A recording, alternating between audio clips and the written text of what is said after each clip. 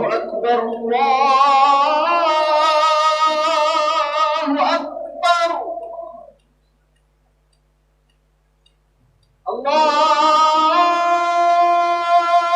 الله أكبر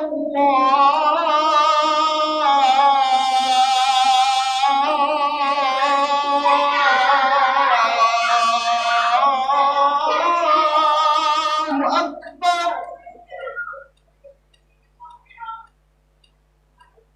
أشهد أن لا إله إلا الله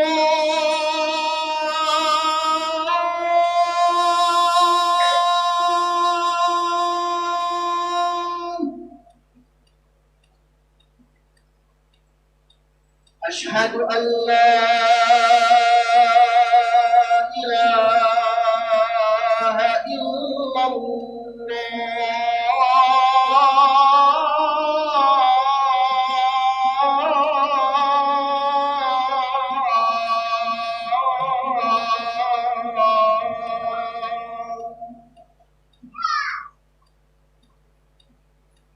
أشهد أن محمدا رسول الله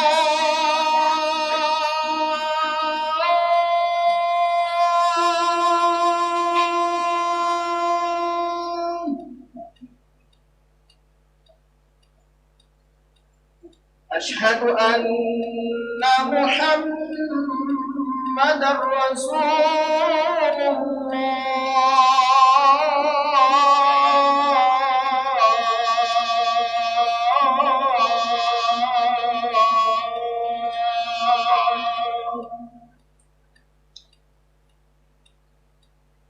حي على الصلاة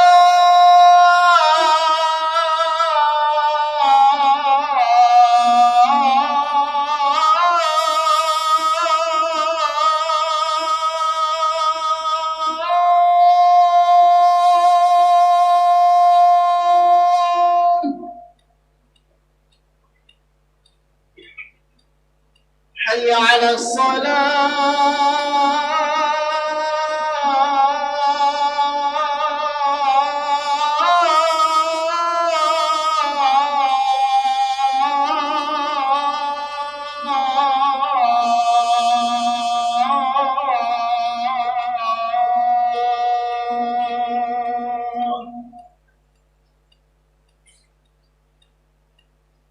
حي على الصلاة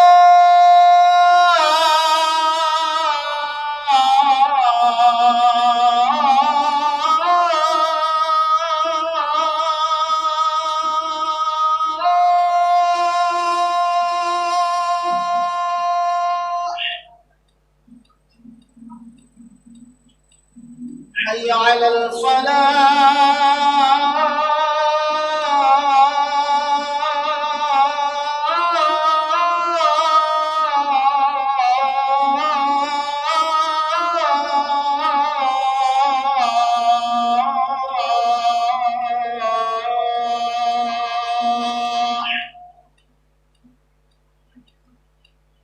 الله أكبر الله أكبر لا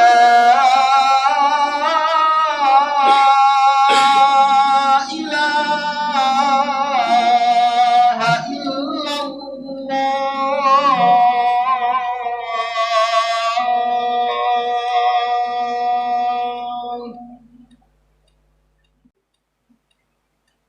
إن الحمد لله نحمده ونستعينه ونستغفره ونؤمن به ونتوكل عليه أشهد أن لا إله إلا الله وحده لا شريك له وأشهد أن محمدا عبده ورسوله لا نبي بعده اللهم صل على سيدنا محمد الفاتح لما أغلق والخاتم لما سبق ناصر الحق بالحق والهادي إلى صراطك المستقيم وعلى آله وصحبه حق قدره ومقداره العظيم أما بعد فيا عباد الله أوصيكم ونفسي بتقوى الله فقد فاز المتقون ولا تموتن إلا وأنتم مسلمون.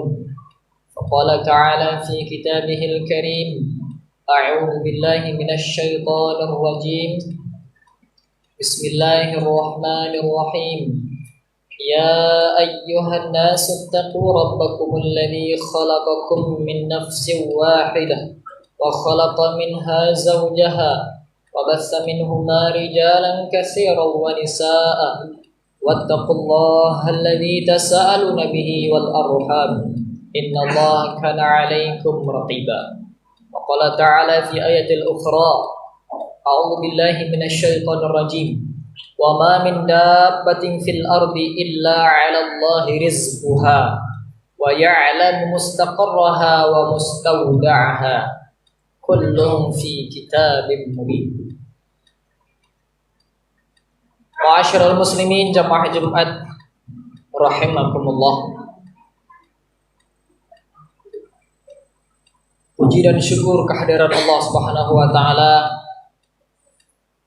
yang tak boleh luput dalam setiap rangkaian aktivitas kehidupan manusia, wabil khusus yang sudah menyatakan dirinya sebagai orang-orang yang beriman kepada Allah. Seyogianya ungkapan syukur ini ditingkatkan dalam setiap keadaan, sehingga apapun yang menyertai kehidupannya tidak lain, lisan yang pertama kali keluar adalah alhamdulillah. Salawat berikan salam selalu kita sampaikan kepada junjungan agung Nabi Allah Muhammad sallallahu alaihi wasallam sebagai contoh di antara contoh yang terbaik, suri tauladan, sebagai sosok yang sangat ideal untuk ditiru. Dan semoga nanti di yaumil kiamah, wabil khusus jamaah hadir di yaumil Jumat ini, Allah catat sebagai hambanya yang akan mendapatkan syafaat Nabi Muhammad SAW. Khatib berpesan kepada jamaah pada umumnya, wabil khusus kami pribadi, marilah kita bertakwa kepada Allah Subhanahu wa taala dengan sebenar-benarnya takwa. Sekali lagi, bukan hanya sekedar menjadi formalitas dalam setiap kali penyampaian khatib menyampaikan khutbah, tetapi juga menjadi ukuran barometer seorang di sisi Allah Subhanahu wa taala dinilai berdasarkan tingkatan takwanya. Boleh jadi yang berdiri di depan ini tidaklah lebih bertakwa daripada jamaah yang hadir, tetapi kualitas takwa selalu kita perbaiki dalam setiap harinya, wabil khusus di hari Jumat yang mulia ini. Jamaah Jumat rahimakumullah, sudah barang tentu dalam kehidupan sehari-hari sesuatu yang barangkali kita cemaskan dan kita khawatirkan, yang sudah menjadi jaminan Allah Subhanahu wa taala, yang tidak akan pernah lepas dan tidak akan pernah kurang ataupun luput daripada seorang hamba, sekalipun makhluk ciptaannya, sekalipun itu binatang yang melata, yakni rezeki yang Allah tetapkan. Hatta jangankan bayi yang baru keluar daripada rahim seorang ibu, masih di dalam kandungan kurang lebih 4 bulan, sudah Allah tetapkan 4 perkara. Di antaranya yang Allah Subhanahu wa taala jamin nanti ketika dia berada di dunia adalah rezeki. Maka Imam Al-Ghazali membagi 4 rezeki yang setelah kita ketahui 4 pembagian ini, kiranya kita tidak perlu khawatir terlalu tinggi akan rezeki yang Allah berikan, karena mustahil tertukar, apatah lagi tidak Allah berikan sama sekali. Sehingga tidak perlu merampas, tidak perlu mengambil hak milik orang lain, karena sudah diukur tempat dan hak miliknya berdasarkan apa yang Allah Subhanahu wa taala tetapkan. Menurut Imam Al-Ghazali, Yang pertama, Allah Subhanahu wa taala memberikan rizki yang disebut rizkinya adalah madmun. Allah Subhanahu wa taala sebutkan di dalam Al-Qur'an, misalnya surah Hud ayat yang ke-6. A'udzu billahi minasyaitonir rajim. Wa ma min dabbatin fil ardi illa 'ala Allahi rizquha wa ya'lamu mustaqarraha wa mustawda'aha. Kullun fi kitabim mubin. Dan tidaklah sesuatu binatang melata pun di muka bumi ini melainkan Allah menjamin rizkinya. Rizki yang satu ini sudah Allah jamin. Ketika dia lahir sampai nanti rizki ini Allah cukupkan, menunggu hari di mana dia akan dipanggil oleh Allah Subhanahu wa taala. Cukup sebagaimana seekor burung yang berangkat daripada tempat dia beristirahat, sarangnya. Ketika dia berangkat, temboloknya kosong. Tetapi nanti ketika dia pulang daripada penerbangannya, dia akan kembali dalam keadaan temboloknya sudah terisi oleh makanan. Tugas kita kepada rezeki yang satu ini adalah tawakal kepada Allah, pasrah. Benar Allah Subhanahu wa taala akan memberikan, Allah Subhanahu wa taala akan mencukupkan, sebagaimana tawakalnya seekor burung yang dimana dia berangkat daripada sarangnya kosong, tetapi dia juga pulang nanti ke dalam sarangnya juga akan kembali dalam keadaan temboloknya sudah terisi. Meskipun berangkat pagi, pulang juga pagi lagi, yang akan didapatkan segitu juga. Walaupun diraih dengan cara yang tak benar, Allah Subhanahu wa taala sudah cukupkan sebatas itu pula yang didapatkan. Sehingga itulah sudah menjadi barometer ukuran yang sudah Allah tetapkan, tidak akan pernah kurang dan juga tidak akan pernah tertukar. Rezeki yang satu ini setiap manusia, bahkan binatang yang melata pun di muka bumi ini, baik dia berada di dalam batu sekalipun, batu itu dipecahkan, pasti Allah Subhanahu wa taala berikan rezekinya kepada hamba Allah, makhluk yang Allah Subhanahu wa taala ciptakan. Yang kedua, Imam Al-Ghazali mengatakan rezeki yang ini adalah disebut maksum. Rezeki yang satu ini sudah ditetapkan di langit, di Lauhul Mahfuz. Rezeki yang kita pakai hari ini, bajukah, makanankah, sepatukah, hatta tempat duduk yang kita duduki hari ini sudah tertulis di Lauhul Mahfuz oleh Allah Subhanahu wa taala. Motor yang kita kenakan, mobil yang kita pakai, detik hari ini apa yang kita ucapkan, Allah Subhanahu wa taala sudah tetapkan di muka bumi ini, seperti itu keadaannya, seperti itu pula yang ditetapkan di Lauhul Mahfuz. Artinya apa yang kita pegang hari ini, barangkali handphone yang kita miliki hari ini, itu pula yang Allah Subhanahu wa taala tetapkan di Lauhul Mahfuz, tidak akan pernah tertukar. Maka tidak perlu cemburu dengan rezeki yang telah Allah berikan Subhanahu Allah kepada orang lain. Barangkali nikmat kita lihat oleh orang lain, tapi belum tentu nikmat ketika kita pakai.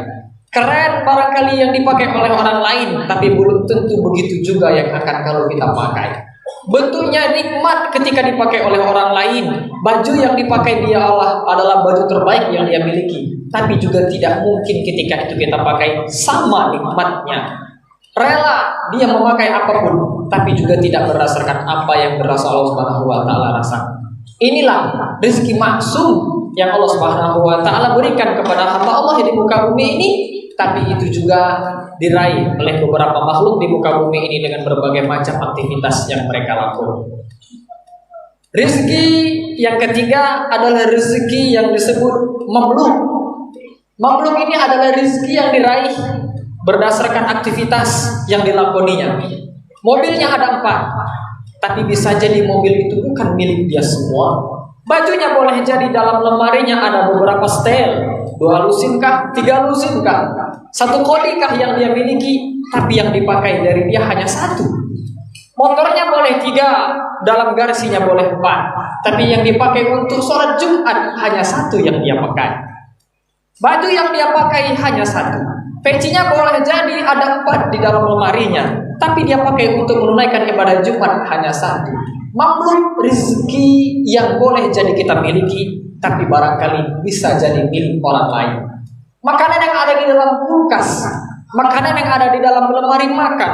Boleh jadi jumlahnya banyak, tapi ketika ada tamu yang datang, makanan mana lagi yang kita suguhkan kalau bukan makanan yang ada di dalam rumah. Boleh jadi apa yang kita miliki hari ini itu bukan milik kita sepenuhnya. Gajinya memang 5 juta rupiah, tapi ada hak 2,5% untuk orang-orang yang bisa diberikan daripada zakat yang akan dikeluarkan.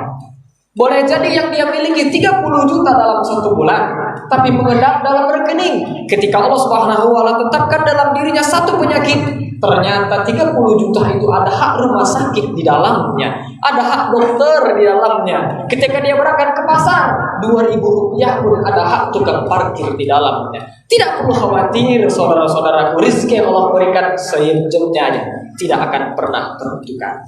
Rezeki yang terakhir Allah Subhanahu wa Ta'ala dan Imam Al-Ghazali sebutkan adalah rezeki untuk orang-orang yang bertakwa. Rezeki ini disebut rezeki maw'ud. Allah sebutkan di dalam Al-Quran surat At-Talaq, wa may yattaqillaha yaj'al lahu makhraja wa yarzuquhu min haitsu la yahtasib wa may yatawakkal 'ala Allahi fa huwa hasbuh. Innallaha balighu amrihi qad ja'ala Allahu likulli syai'in qadara.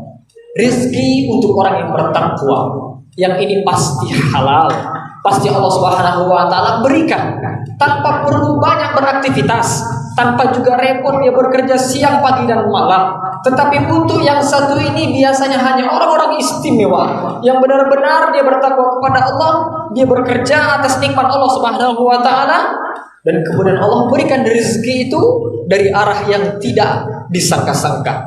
Wa yarzuquhu min haitsu la yahtasib. Arahnya tidak bisa ditebak. Dia kalau diceritakan dia pun tak tahu rezeki itu dari mana. Ketika dia ditanyakan dari mana dia dapatkan, Allah Subhanahu wa Ta'ala yang memberikan. Rezeki yang satu ini untuk orang-orang yang bertakwa. Ma'asyiral muslimin jamaah Jumat rahimakumullah. Dari 4 macam rezeki ini kita sesungguhnya sudah melaluinya satu persatu.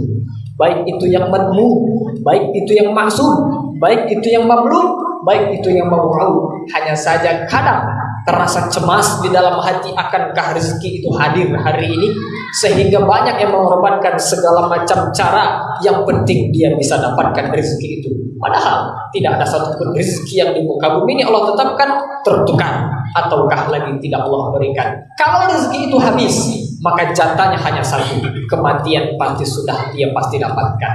Kalau rezeki itu belum habis, pasti Allah Subhanahu wa Ta'ala akan berikan. Hatta untuk binatang melata pun di muka bumi yang tidak punya aktivitas tetap, yang tidak perlu masuk pagi, yang tidak perlu masuk siang, yang tidak perlu masuk malam, pasti Allah akan berikan rezeki itu. Dengan adanya 4 jaminan rezeki ini, kita bukan dituntut untuk tidak bekerja, tapi kita untuk beriman kepada Allah Subhanahu wa Ta'ala bahwasanya rezeki ini tidak akan pernah tertukar, apatah lagi tidak Allah berikan.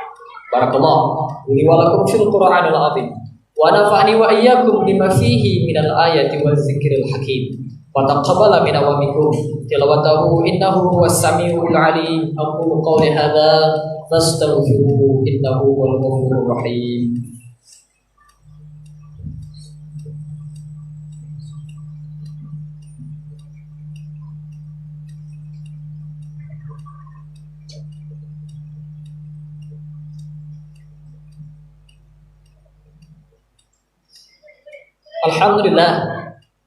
Alhamdulillahi rabbil alamin alladzi khalaqal mauta wal hayata liyabluwakum ayyukum ahsanu amala wa huwal azizul ghafur. Asyhadu an la ilaha illallah wahdahu la syarika lah wa asyhadu anna Muhammadan 'abduhu wa rasuluhu la nabiyya ba'da. Allahumma shalli wa sallim wa barik ala Muhammadin wa ala alihi wa sahbihi ajma'in, amma ba'du. Ibadallah, ittaqullaha haqqa tuqatih wa la tamutunna illa wa antum muslimun. Faqala ta'ala fi kitabihil karim, a'udzu billahi minasy syaithanir rajim. Bismillahirrahmanirrahim. Innallaha wa malaikatahu yusholluna 'alan nabi. Ya ayyuhalladzina amanu shallu 'alaihi wa sallimu taslima.